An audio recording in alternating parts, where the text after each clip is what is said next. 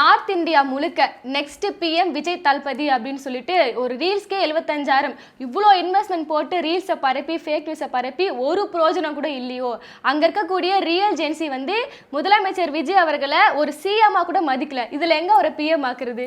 சமீபத்தில் கரப்பாம்பூச்சியோட தலைவர் அபிதீப் ஜிகே கிட்ட ஒரு 3 சிறந்த முதலமைச்சர் பேரை சொல்லுங்கன்னு கேட்குறாங்க. அவர் என்ன சொல்றாருன்னா பினராயி விஜயன், அப்புறம் ஸ்டாலின் அவர்கள், அடுத்து அரவிந்த் கெஜ்ரிவால். இந்த லிஸ்ட்ல விஜய் அவர்களும் இல்லை, ராகுல் காந்தி அவர்களும் இல்லை. எப்படி புரிஞ்சுக்கிறது? இது கிட்டத்தட்ட 5 கோடி செலவு பண்றாங்க ஒரு மாசத்துக்கு. ஆதவர்ஜுனா அவனுடைய வாய்ஸ் ஆஃப் காமன் மாதிரியான அமைப்புகள் தான் இதுக்கு பின்னாடி இருந்து வேலை பார்க்குறாங்க. ரூட் மாஃபியாக்கள் வேலை பார்க்குறாங்க. இது இவங்களோட நிற்கல.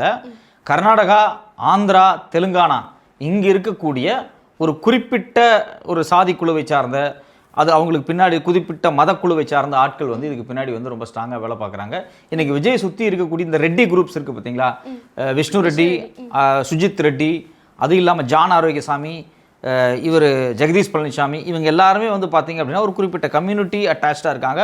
பேசிக்கலாக இதில் பாதி பேர், முக்கால்வாசி பேர் பார்த்தீங்கன்னா ஆந்திராவிலிருந்து இங்கே வந்தவங்க தான், தமிழ்நாட்டை சேர்ந்தவங்க கிடையாது. இதில் வந்து ஒரு மிகப்பெரிய சாராய ஆலை எரிக்கா என்டர்பிரைசஸ், பாலாஜி டிஸ்டிலர்ஸ், இது மாதிரியான ஒரு பெரிய சாராய ஆலை முதலாளிகள் தான் இந்த ஃபேமிலியை சார்ந்த ஆட்கள் தான் இவங்க எல்லாருமே. ஸோ அந்த ஸ்ப்ரெட்லேருந்து வர்றாங்க. ஸோ இவங்க எல்லாருமே இவங்களுக்கு ஒரு அஜெண்டா இருக்குது. விஜயை வந்து குறைஞ்சபட்சம் சவுத் இந்தியாவில் ஒரு மிக முக்கியமான ஆளாக மாற்றி ஒரு 100 எம்பிவாவது மொத்தமாக அவங்க கையில் கொண்டு வந்து அவங்க வச்சுக்கிட்டு காங்கிரஸ் ஜெயிச்சாலும் சரி, பாஜக ஜெயிச்சாலும் சரி, பெரும்பான்மையோடு ஆட்சி அமைக்க முடியாத சூழலில் விஜயை பிரதமர் ஆக்கிடுவோம் அப்படிங்கிற அஜெண்டால அவங்களுக்கு என்ன கிடைக்க போகுது? இப்போ ஆந்திர மாநிலத்தை சேர்ந்தவர்களுக்கு இவரை ப்ரமோட் பண்ண இவங்களுக்கு என்ன கிடைக்கும்? ஒரு லாபி. நீங்க வந்து அரவிந்த் கெஜ்ரிவால் கைதானப்ப அரவிந்த் கெஜ்ரிவாலுடைய சார்ஜ் ஷீட்ல சவுத் குரூப் அப்படின்னு ஒரு லாபி குரூப்பை பத்தி பேசியிருந்தாங்க. இந்தியன் எக்ஸ்பிரஸ் தனியாக ஒரு கட்டுரை எழுதியிருந்தாங்க. அதாவது தென்னிந்தியாவை சார்ந்த இந்த லிக்கர் பிஸ்னஸ், சாராய ஆலை முதலாளிகள் குரூப், ஆந்திரா தெலுங்கானாவை சார்ந்த குரூப், தமிழ்நாட்டில் பெரிய பிஸ்னஸ் பண்ணிட்டு இருக்கக்கூடிய ஒரு பெரிய குரூப். அது இந்த குரூப் இருக்கு பார்த்தீங்களா, இவங்க வந்து ஒரு பெரிய லாபி பண்ணுறதுக்காக விஜயை வச்சு ஒரு லாபி பண்ணலாம் அப்படிங்கிறத வச்சு அவங்க ஒரு மூவ் பண்ணிட்டு இருக்காங்க அப்படிங்கிறது தான் யதார்த்தமான உண்மை. இப்போ இன்னைக்கு வந்து ரத்தன் பண்டிட் அவருடைய ஜோசியர் வந்து அதிகாரப்பூர்வமாக அறிவிச்சிருக்கிறார், 29 விஜய் அவர்கள் பிரதமர் ஆவதற்கான எல்லா யோகமும் இருக்கு அப்படின்னு சொல்லியிருக்கிறார். ராகுல் காந்தி ஆக மாட்டாரு, விஜய் ஆயிடுவாரு. ஆமா, அவர் ராகுல் காந்தியும் சொல்லல, மோடியும் சொல்லல, விஜயை தான் அவர் சொல்றாரு. ஸோ விஜயை மையமாக வச்சு கடந்த 2 நாளாக பரப்பப்பட்ட ரீல்ஸ் என்ன அப்படின்னா, வட இந்தியா முழுக்க இஸ்லாமிய இளைஞர்கள் மத்தியில், இஸ்லாமிய மக்கள் மத்தியில் இந்தியா பாகிஸ்தானுக்கு இடையில் இருக்கக்கூடிய கிட்டத்தட்ட 100 ஆண்டு கால பிரச்சனையை, என்னைக்கு வந்து 47 இந்தியா பாகிஸ்தான் பிரிவினை ஏற்பட்டுச்சோ அதுக்கு முன்னாடி இந்தியா பாகிஸ்தானுங்கிற டிஸ்கஷன் வந்துச்சு பார்த்தீங்களா. இந்த டிஸ்கஷன்லாம் 1925 ஆரம்பிச்சிருச்சு. அதை வந்து ஆர்எஸ்எஸ் தான் முதல்ல ஆரம்பிச்சது. அன்றைக்கி வந்து ஆர்எஸ்எஸ்க்கு பதிலாக இந்து மகாசபை இருந்துச்சு. பிற்பாடு 25 ஆர்எஸ்எஸ் வருது. இவங்க எல்லாம் உருவாக்குனது தான். 47 2 நாடாக உடையுது பார்த்தீங்களா. அன்றைக்கி இருந்து பெரிய வாறு, சண்டை, பிரச்சனை, மதம், கொலை எல்லாம் நடந்துட்டு இல்லையா. இதை விஜய் சால்வ் பண்ணுறாரு அப்படிங்கிற மாதிரி 2 நாளாக வீடியோ ஓடிட்டு இருக்கு. பாகிஸ்தானில் போய் இம்ரான்கானை பார்க்குறாரு, பாகிஸ்தானில் முன்னாள் அதிபர்களை பார்க்குறாரு, அப்படியே பாகிஸ்தானில் அவரை பூ போட்டு வரவேற்கிறாங்க. அப்படிங்கும்போது இதை நான் சொல்லலை, இந்தியாவிலேயே இல்லை, ஏன் சர்வதேசத்திலேயே மிக முக்கியமான ஊடகமான DW ஜெர்மன் ஊடகம், தமிழ்லையும் இருக்கிறாங்க அவங்க சோசியல் மீடியாவில், அந்த ஊடகம் எடுத்து அதை டீகோட் பண்ணிக்கிட்டு இருக்கு. இதை வட இந்தியாவில் இருக்கக்கூடிய இளைஞர்கள் நம்புறாங்க. இந்த 2 நாளில் கோடிக்கணக்கில் பணத்தை செலவு பண்ணி இந்தியா பாகிஸ்தான் பிரச்சனையை விஜயால் சால்வ் பண்ண முடியும்னு பரப்புறாங்க. ஏன் ராகுல் காந்திக்கு இப்படி ஒரு பிரச்சாரம் நடக்கவே இல்லை? விஜய் குறித்து இவ்வளோ பிரச்சாரம் நடக்குதில்ல, இந்த பிரச்சாரம் ஏன் ராகுல் காந்திக்கு நடக்கலை?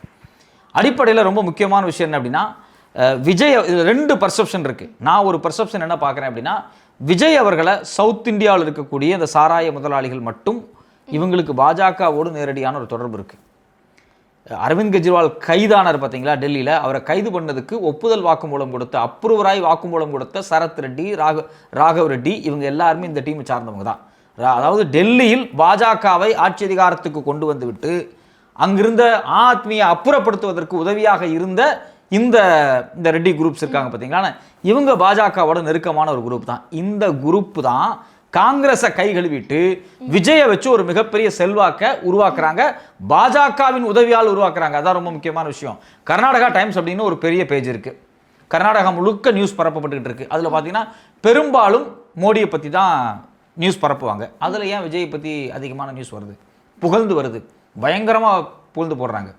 அப்போ இது எல்லாமே என்னன்னா, சரிந்து இருக்கக்கூடிய பாஜகவினுடைய செல்வாக்கு இருக்குது பார்த்தீங்களா, அந்த செல்வாக்கை மேனேஜ் பண்ணுறதுக்காக விஜயை வச்சு சில வேலைகளை செஞ்சு கடைசி நேரத்தில் தேர்தல் நேரத்தில் விஜய் அவர்கள் பாஜக ஆதரவு நிலைப்பாடை எடுப்பதற்கான 100% வாய்ப்பு இருக்கு. இல்ல இப்ப அவங்களுக்கு ஒரு பின்னடைவு சந்திப்பா. இப்போ மோடியை ப்ரோமோட் பண்ணா ஓகே, இப்ப விஜயை ப்ரோமோட் பண்றாங்களே, இப்ப வட இந்தியா முழுக்க எல்லாரும் போய் கேக்குறாங்க நெக்ஸ்ட் பிஎம் வந்து மோடியா விஜயான்னு கேக்குறாங்க. எல்லாருமே விஜய் விஜய்ன்னு சொல்றாங்க. இதை வந்து பாஜக விரும்புமா? அதுல என்ன அப்படின்னா, பாஜக எதிர்ப்பு வாக்குகள் இருக்கு இல்லையா, பாஜக எதிர்ப்பு வாக்குகளை அறுவடை பண்ணக்கூடிய ஒரு முக்கியமான நபர் ராகுல் காந்தி, காங்கிரஸ் அப்படின்னு தான் இது வரைக்கும் இருந்துச்சு. இப்போ அதை வந்து ஸ்பிளிட் பண்றாங்க, அதை வந்து கொலாப்ஸ் பண்ணி விடுறாங்க. அதை கொலாப்ஸ் பண்ணி விட்டுட்டு விஜயை அந்த இடத்துல ரைஸ் பண்ண வைக்கணும்னு பார்க்குறாங்க. ஒன்று. ரெண்டாவது, பாஜகவினுடைய ஓட் பேங்கையும் பாதிக்கிற மாதிரி, காங்கிரஸினுடைய ஓட் பேங்கையும் நேரடியாக பாதிக்கிற மாதிரி சிஜேபி ரைஸ் ஆகி வந்துகிட்டு இருக்கு. கரப்பாம்பூச்சி கட்சி வந்து ரைஸ் ஆகி வந்துகிட்டு இருக்கு. இப்போ இந்த கட்சியினுடைய ரைஸையும் மட்டுப்படுத்தணும். இப்போ தமிழ்நாட்டில் ஜென்சி இளைஞர்கள் இருக்கிறாங்க, அரசியல் ஆர்வமுள்ள இளைஞர்கள் இருக்காங்க, ஒரு மாற்றத்தை விரும்பக்கூடிய இளைஞர்கள் இருக்காங்க. இவங்க எல்லாத்தையும் வந்து எப்படியா விஜய் பக்கம் தள்ளிடணும் அப்படின்னு ஒரு கேம்பெயின் நடந்துச்சு. ஒரு பொய் கேம்பெயின் நடந்திருக்கு. அந்த பொய் கேம்பெயின் உங்களுக்கு எனக்கு தான் தெரியாமல் இருந்திருக்கு. ஆனால் மக்கள் ஒரு செக்டாருக்குள்ள அது வேகமாக பரவி இருக்கு. இப்போ சென்னையில் பார்த்தீங்க அப்படின்னா ஒரு ஏர் ஷோ நடந்துச்சு. ஸ்டாலின் அவர்கள் முதலமைச்சராக இருக்கும்போது மெரினா பீச்சில் வந்து வான் சாகசங்களை செஞ்சாங்க. அப்படி ஒரு நிகழ்ச்சி நடக்க போதுன்னு எனக்கு சத்தியமாக தெரியவே தெரியாது. நான் இன்ஸ்டாகிராமில் இருக்கேன், எனக்கு 1.5 லட்சம் ஃபாலோவர் இருக்காங்க, என் வீடியோஸ் எல்லாம் போயிட்டு தான் இருக்குது. 1.25 லட்சம் ஃபாலோவர் இருக்காங்க, என் வீடியோ வேகமாக போயிட்டு தான் இருக்குது. ஃபேஸ்புக்கில் 5 லட்சம் ஃபாலோவர்ஸ் எனக்கு இருக்கிறாங்க, என் வீடியோ போட்டால் நல்லா போயிட்டு தான் இருக்குது, நான் பார்த்துட்டு தான் இருக்கேன் எல்லாத்தையும். ஆனால் மெரினா பீச்சில், நான் சென்னையில் தான் இருக்கேன், மெரினா பீச்சில் இப்படிப்பட்ட ஒரு நிகழ்ச்சி நடக்க போகுதுங்கிறது எனக்கு தெரியாது. அடுத்த நாள் பார்த்தீங்கன்னா மக்கள் லட்சக்கணக்கில் குஞ்சிட்டாங்க. அப்போ அது திட்டமிடப்பட்ட ஒரு கூட்டமா, வேகமே புஷ் பண்ணி மக்கள் அனுப்பியிருக்காங்க. ஒரு இந்த சினிமா பார்த்து அரசியல் பக்கம் இல்லாம, சீரியஸான டிஸ்கஷனுக்குள்ள இல்லாம, சினிமா சார்ந்து இயங்கக்கூடிய இயல்பு மனிதர்கள் இருக்காங்க இல்லையா, அவங்களுக்குள்ள அந்த நியூஸ் பரப்பப்பட்டுக்கிட்டே இருக்கு. இப்போ சமீபத்தில் பார்த்தீங்க அப்படின்னா ஃபீனிக்ஸ் மால்ல வந்து ஹிப்பா பாதி வர்றாருன்னு ஒரு பெரிய கூட்டம் வந்துச்சு. அந்த நியூஸே நமக்கு தெரியாது. நாம பத்திரிகையில் இருக்கோம், தினம் நியூஸ் பேப்பர் படிச்சுட்டு இருக்கோம், சோஷியல் மீடியாவில் ஆக்டிவாக இருக்கும், ஆனால் அது நமக்கு தெரியல. அது வேற ஒரு செக்டாருக்குள்ளே போகுது. ஸோ அப்போ இது மாதிரி தமிழ்நாட்டுக்குள்ள நிறைய செக்டாருக்குள்ள ஊர் வைஸா, மாவட்ட வைஸா, ரீஜனல் வைஸா பிரித்து பொய் செய்திகளை பரப்புனாங்க. யாருன்னா இந்த தாவேகா குரூப் தான். குறிப்பாக வட தமிழ்நாட்டில் மையமாக வச்சு தலித்துகளுக்கு பாதுகாப்பே இல்லை, தலித் மக்கள் இங்கே வாழவே முடியாது அப்படிங்கிற மாதிரியான ஒரு கேம்பெயினை வாய்ஸ் ஆஃப் காமன் விசிகாவினுடைய ஐடிக்களை அபகரித்து எடுத்து கொண்டு வந்து வச்சு அதில் நிறைய வீடியோஸை புஷ் பண்ணி ஒரு ஒப்பீனியனை கிரியேட் பண்ணாங்க. ஸோ இது எல்லாமே வந்து விசிகாவோட ஐடியா வாங்கி வச்சுட்டு, ஆமா, விசிகா மூலமாக இவரை ப்ரோமோட் பண்றாங்க. 2 ஆண்டுகள் அவர் விசிகால் இருக்கும்போது விசிகாவினுடைய ஐடி விங் பொறுப்பாளராக முழுசா பார்த்துக்கிட்டது ஆதவர்ஜுனா தான், அவங்களோட வாய்ஸ் ஆஃப் காமன் தான். அவர் வெளியே போனதுக்கு அப்புறம் அந்த வாய்ஸ் ஆஃப் காமன் விஜய்க்காக வேலை செய்யுது. ஸோ அப்போ டேட்டா பேஸ் எல்லாமே இருக்கும். இந்த டேட்டா பேஸை அவங்க பயன்படுத்திக்கிறாங்க. ஸோ இப்போ விஷயம் என்னன்னா, எப்படி தமிழ்நாட்டில் பொய் செய்தியை பரப்பி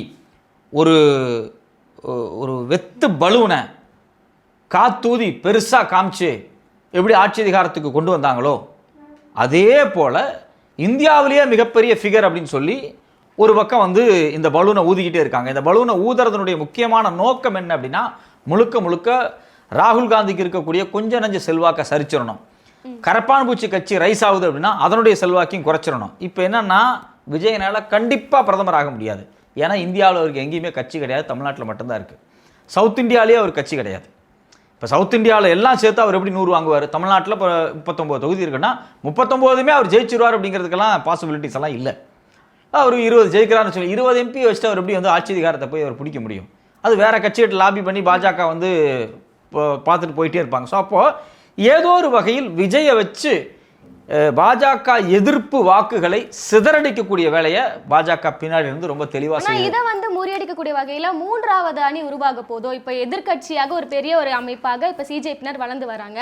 அப்ப இவங்க அப்புறம் ஸ்டாலின் அவர்கள் இவங்க எல்லாமே சேர்ந்து ஒரு 3வது, அது இன்னைக்கு சிஜேபி தரப்புல இருந்து பேசின திரு அபிஜித் பேசும்போதா இருக்கட்டும், இல்ல வந்து மற்ற லீடர்ஸ் பேசும்போது தெளிவான சொல்லியிருக்காங்க. இந்தியா கண்டிப்பா வரக்கு வாய்ப்பு இருக்கு. இந்தியாவினுடைய சிறந்த முதலமைச்சர்களில் ஸ்டாலின் ஒருத்தர் அப்படின்னு பேசியிருக்காங்க.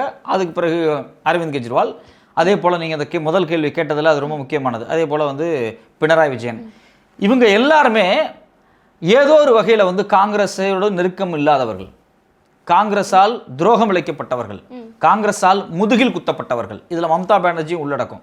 இது இல்லாமல் அகிலேஷ் யாதவும் தேஜஸ்வி யாதவும். வெஸ்ட் பெங்கால் தேர்தலை பொறுத்த வரைக்கும் 41% மம்தா வாங்குறாங்க, 44% வந்து பிஜேபி வாங்குது. இடையில காங்கிரஸும் கம்யூனிஸ்டுகளும் தனியாக நின்னாங்க. இவங்க மம்தாவுக்கு ஆதரவு கொடுத்துருந்தாங்க அப்படின்னா பாஜக ஒரு சீட்டு கூட ஜெயிச்சிருக்காது, என்னவோ ஒரு 50 சீட்டு ஜெயிச்சிருக்கலாம். மீது எல்லாமே பாஷோ ஸ்வைப் பண்ணியிருப்பாங்க மம்தா பானர்ஜி ஸ்வைப் பண்ணியிருந்தாங்க அப்படின்னா இன்னைக்கு அந்த அம்மாட்ட கட்சி இருந்திருக்கும், எம்பி இருந்திருக்கும். இன்னைக்கு டீலிமிட்டேஷன் பில் இருந்து எந்த பில் வந்தாலும் அந்த அம்மா தடுத்து நிறுத்த முடியும். ஆனா இன்னைக்கு என்ன நடந்திருக்கு? காங்கிரஸ் செய்த துரோகத்தால் இன்னைக்கு திரிணாமுல் காங்கிரஸ்ங்கிற கட்சியே சுக்குநூறாயிருக்கு. அதில் கூட எம்பிக்கள் எல்லாம் பாஜகவில் சேர்ந்து அவங்களுக்கு ஆதரவு கொடுத்துட்டு இருக்காங்க. ஸோ அப்போ இதுக்கு காரணம் என்ன? காங்கிரஸினுடைய அடாவடித்தனம். எனக்கு 100 சீட்டு கொடு, நீ வாங்கி கிழிச்சிருவ வெற்றியை, 3% ஓட்டு வச்சுக்கிட்டு 100 சீட்டு போய் மம்தா பானர்ஜி கேட்டால் கொடுப்பாங்களா? இதைத்தான் அகிலேஷ் யாதவ்ட்டையும் பண்ணுறாங்க. அடுத்த வருஷம் வர தேர்தலுக்கு எனக்கு 100 சீட்டு கொடு அப்படின்னு போய் நிற்கிறாங்க. நீ 3% ஓட்டு வாங்குவேன், இல்லை 5 வாங்குவேன். நீ வாங்குற 5%க்கு 100 சீட்டு எப்படி கொடுப்பாங்க அகிலேஷ் யாதவ்? தேஜஸ்வி எப்படி கொடுப்பாரு? திமுக கொடுத்துச்சு போனா போகுதுன்னு பரவாயில்ல, ஒரு 20 சீட்டு கொடுக்குதுன்னு வச்சுங்களேன். ஏதோ பாவப்பட்டு கொடுக்குறாங்க. ஏன்னா ராகுல் காந்தி தான் பிரதமர் கேண்டிடேட் அப்படின்னு இந்தியாவிலேயே சொன்ன ஒரே ஆள் திரு ஸ்டாலின் அவர்கள் தான். ஏதோ இப்போ இந்தியா நல்லா இருக்கணும், யாரோ ஒரு எதிர்க்கட்சி வந்து ஸ்ட்ராங்காக இருக்கணும் அப்படிங்கிறக்காக அவங்க கொடுத்தாங்க. ஸோ அப்போ இதை எல்லாத்தையும் குழப்பி ஒரு பிரதமர் ஆகணும் அப்படிங்கிற ஒரே ஆசைக்காக எல்லாத்தையும் சுக்குநூறாக உடைச்சு நாசம் பண்ணது காங்கிரஸ் தான். தாவேகா ஜெயிச்ச உடனே இரவோடு இரவா முகாம காலி பண்ணிட்டு ஓடி போன குரூப் இந்த காங்கிரஸ் குரூப். போய் அவங்க தான் நடுத்தரல இருக்காங்க. இன்னைக்கு அவங்க உண்மையிலே நடுத்தரல இருக்காங்க. யாருமே கண்டிப்பா நான் என்ன கேட்குறேன், இவர் அவர் பேர் என்ன, தாகூர், மாணிக் தாகூர் சொல்றாரு அவங்க வந்து ரீல்ஸ்ல இருக்கக்கூடிய மனநிலை இருக்காங்க, விளையாட்டை எடுத்துக்கிறாங்க. ஒவ்வொருத்தரும் ஒரு கதை பேசுறாங்க. அவங்க ரீல்ஸ் எல்லாம் அவங்க ரீல்ஸை போட்டு அவங்களோட மவுஸை பெருக்கிட்டு இருக்கிறாங்க. நீங்க நடுத்தருக்கு வந்துட்டீங்க. கடந்த 2 மாசத்துல வட இந்தியா முழுக்க அதிகமான வீடியோக்கள் சோசியல் மீடியாவில் பரப்பப்பட்டது விஜய்க்காக தான். அதை செய்கிறது விஜயினுடைய குரூப் தான். உண்மையிலேயே ராகுல் காந்தி தான் நான் வரணும், நாங்கள் இந்தியா கூட்டணியில் இருக்கிறோம் அப்படின்னா ராகுல் காந்தியை பற்றி பெருமையாக போட்டிருக்க வேண்டியதானே. ராகுல் காந்தியை காலி பண்ணணும் முடிவு பண்ணிட்டாங்க. பாஜகவினுடைய அஜெண்டாவில் ராகுல் காந்திக்கு இருக்கக்கூடிய கொஞ்சம் நஞ்ச சப்போர்ட்டை காலி பண்ணணும். இன்னொரு பக்கம் பார்த்தீங்கன்னா கரப்பான்பூச்சி கட்சியும் காலி பண்ணணும். இது எல்லாத்தையும் விஜயினுடைய இந்த ஊதி பெருக்கப்பட்ட பிம்பம் இருக்குது பார்த்தீங்களா, இதை வச்சு காலி பண்ணணுங்கிற முயற்சியில் வேலை பார்க்குறாங்க. இதுக்கு ஈல்டாகுது தாவேகா உறுதியாக. ஏன்னா அவங்களுக்கு சிபிஐ வழக்கு வந்து டெல்லியில் இருக்குது. கரூர் விவகாரத்தில் இவங்க மேலே ஒரு மிகப்பெரிய குற்றச்சாட்டு இருக்குது. அதனால் சார்ஜ் ஷீட் போட்டாங்கன்னா விஜய் பேர் ஆதவர்ஜுனா பேர்லாம் நாளைக்கு சேர்த்துட்டாங்க அப்படின்னா பெரிய பிரச்சனையாயிரும் அப்படிங்கிறதுக்காக இவங்க அடங்கி போகிறாங்க. அதே போல் குதிரை பேரம் நடத்தியிருக்கிறாங்க. அதுக்கான ஆதாரங்கள் எல்லாமே இருக்குது. இது எல்லாத்தையும் மூடி மறைச்சிட்டு விஜய் வந்து பின்னாடி இருந்து யாரோடு வேலை செய்கிறாங்கன்னா பாஜகவோடு வேலை செஞ்சு தன்னுடைய இருப்பை தக்க வைத்துக் கொள்ளுகிறார். காங்கிரஸுக்கு துரோகம் பண்ணுறாரு, கம்யூனிஸ்டுகளுக்கு துரோகம் பண்ணுறாரு, பிசிகாவுக்கு துரோகம் பண்ணுறாங்க. ஒட்டுமொத்தமாக இந்திய மக்களுக்கே துரோகம் பண்ணக்கூடிய வேலையை, தமிழ் மக்களுக்கு துரோகம் பண்ணக்கூடிய வேலையை இந்த தாவேகா செஞ்சுக்கிட்டு இருக்கு. இது ஒரு ஆபத்தான சக்தி. இது இல்லை, இறுதியாக ஒரு விஷயம் என்னன்னா, இப்போ இவங்க 3 பேரை ஒரு சிறந்த முதலமைச்சராக எடுத்துக்கிறாருன்னா பல காரணங்களுக்கு, நிர்வாக ரீதியான பிரச்சனைகள், அவங்களோட கொள்கை நிலைப்பாடு. இப்போ முதலமைச்சர் விஜய் அவர்களை வேணான்னு சொல்றாருன்னா அதுக்கு என்ன காரணமா சிஜேபியினர் எடுத்து வைக்கிறாங்க? அவர்கிட்ட என்ன கொள்கை இருக்கு? இது வரைக்கும் பாஜகவை எடுத்து என்ன செஞ்சிருக்கிறாரு? சிஜேபி என்ன காங்கிரஸான்னு கேட்குறேன். அந்த பசங்க மிகப்பெரிய போராட்டம் நடத்துகிறாங்க. இந்தியாவே திரும்பி பார்க்குது, உலகமே திரும்பி பார்க்குது. சர்வதேச பத்திரிகை எல்லாம் எழுதுறாங்க. பிபிசியிலிருந்து அல் ஜசீராலிருந்து எல்லாருமே அதை நியூயார்க் டைம்ஸ் வரைக்கும் எல்லாரும் ஃபோக்கஸ் பண்ணி எழுதுறாங்க. அந்த பசங்க சாதாரண ஆட்கள் கிடையாது. சூரியகாந்த், அதாவது உச்சநீதிமன்றத்துடைய தலைமை நீதிபதிக்கு எதிராக உருவான குழு. இந்த குழு ஏற்கனவே இந்த சிஜேபி கட்சியினுடைய தலைவராக இருக்கக்கூடிய அந்த தம்பி 24 வயசு தான் ஆகுது. அவர் கேரவன்ல கட்டுரை எழுதியிருக்கிறார் உச்சநீதிமன்றத்தை பத்தி. ஆமா, இவர் சௌரதாஸ் உச்சநீதிமன்றத்தை பத்தி, அதுவும் இல்லாம சந்திரசூட்டை பத்தி, முன்னாள் உச்சநீதிமன்ற தலைமை நீதிபதி பத்தி கட்டுரை எழுதியிருக்கிறார். மிக முக்கியமான கட்டுரைகள் அதெல்லாம் நான் படிச்சு வியந்து போயிருக்கிறேன். அப்ப இவர்தான் யாருன்னு நமக்கு தெரியாது. சௌரதாஸ் பத்தி எல்லாம் இந்த போராட்டம் நடந்ததுக்கு பிறகுதான் இவர் தான் அந்த கட்டுரையெல்லாம் எழுதுதான் அதிர்ச்சியா இருக்கிறேன். அவர் ஒரு பேஜ் வச்சிருக்கிறார். அப்ப சாதாரண ஜென்சி கிடையாது, ரீல்ஸ் பார்த்தா வாங்கிட்டு போற அளவுக்கு அவங்க சாதா ஜென்சி கிடையாது. அவங்க ஹைலி நாலேஜபிளான ஒரு ஜென்சி. தமிழ்நாட்டில் நீட்டுக்கு எதிராக போராட்டம் நடந்தப்போ பாலநிலத்தில் ஒரு மிகப்பெரிய ஜென்சிகள் போராடினாங்கல்ல, அந்த ஜென்சி அறிவுபூர்வமான ஜென்சி. இன்னொன்று ரீல்ஸ் ஜென்சி, இது ரியல் ஜென்சி. இந்த 2க்கு இடையில் நடக்கக்கூடிய ஒரு மிகப்பெரிய வேறுபாடு தான் இந்த போராட்டங்கள். இப்போ உறுதியாக என்ன தெரியுது அப்படின்னா, இந்த கரப்பான்பூச்சி கட்சியை சார்ந்த உண்மையிலேயே ரியல் ஜென்சிக்கள் இந்தியா முழுக்க இருக்கக்கூடிய மாநில கட்சிகளை ஒன்று சேர்த்து ஒரு புதிய கூட்டணியை உருவாக்குவதற்கு எல்லா வாய்ப்பும் இருக்கு. அது கண்டிப்பாக நடக்கும். ஒரு 2 விஷயம் முக்கியமாக பார்த்தீங்கன்னா, அவங்க டெல்லியில் போராடும் போது கோஷ்டி மோதல் மாதிரி சொல்லி முடிச்சிருந்தாங்க. தமிழ்நாட்டில் போராடும் போது இவங்க போடக்கூடாதுன்னு சொல்லி ஒரு சர்க்குலர் அமைச்சிருந்தாங்க. அதன் விளைவாக தான் தனது எதிர்ப்பை இப்போ காமிக்க ஆரம்பிச்சிருக்காங்க சிஜேபி கட்சியினர். இன்னும் டு பி ஃப்ராங்காகவே சொல்ல போனால் ஸ்டாலின் தங்களுடைய ஆட்டத்தை துவங்கி விட்டார் அப்படின்னு தான் சொல்லணும். ஏன் அப்படின்னா, அவர் வந்து கரப்பான்பூச்சி கட்சியினுடைய இந்த சிக்னலை ரொம்ப பாசிட்டிவாக எடுத்துக்கிட்டு அரவிந்த் கெஜ்ரிவால், அகிலேஷ் யாதவ் எல்லாத்தையும் சேர்த்து ஆர்கனைஸ் பண்ணி ராகுலுக்கு எதிராக ஒரு பெரிய டீமை உருவாக்குவார். கண்டிப்பாக இந்த தேர்ட் ஃப்ரண்ட் வந்து ராகுலை அட்ரஸ் இல்லாமல் பண்ணி விட்டுரும். அதுக்கு காரணம் ராகுல் காந்தி தான். கண்டிப்பாக பொறுத்திருந்து பார்ப்போம். நன்றி.